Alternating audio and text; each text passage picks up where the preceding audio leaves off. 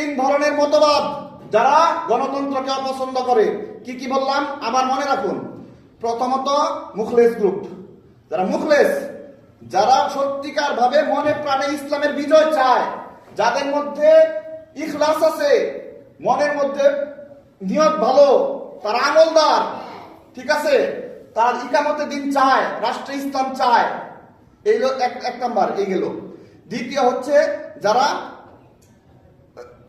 গণতন্ত্রকে কুফরি বলে, শিরক বলে ভোট দেওয়াকে, কিন্তু শাসকের আনুগত্য করাকে ফরজ বা ওয়াজিব মনে করে। তৃতীয় হচ্ছে তাকফিরিরা, যারা ভোট দেয় তাদেরকে এবং গণতান্ত্রিক রাজনীতির সাথে যারা জড়িত আছে, অথবা গণতান্ত্রিক ইসলামিক রাজনীতি যারা করে, গণতন্ত্রের মধ্যে যারা ইসলামী দল আর কি, যতটুকু ইসলাম পালন করা যায়, গণতন্ত্রের মধ্যে পরিপূর্ণভাবে কোন দল ইসলাম পালন করতে পারবে না, কায়েমও করতে পারবে না। সেই প্রসঙ্গে পরে আসছি।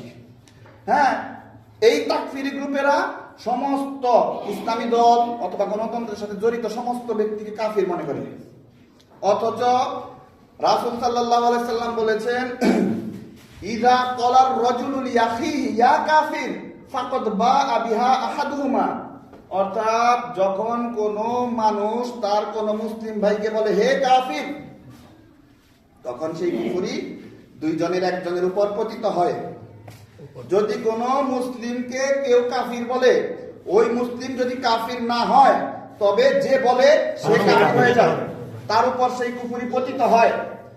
এই হচ্ছে তিন ধরনের মানুষ যারা গণতন্ত্রকে অপছন্দ করে।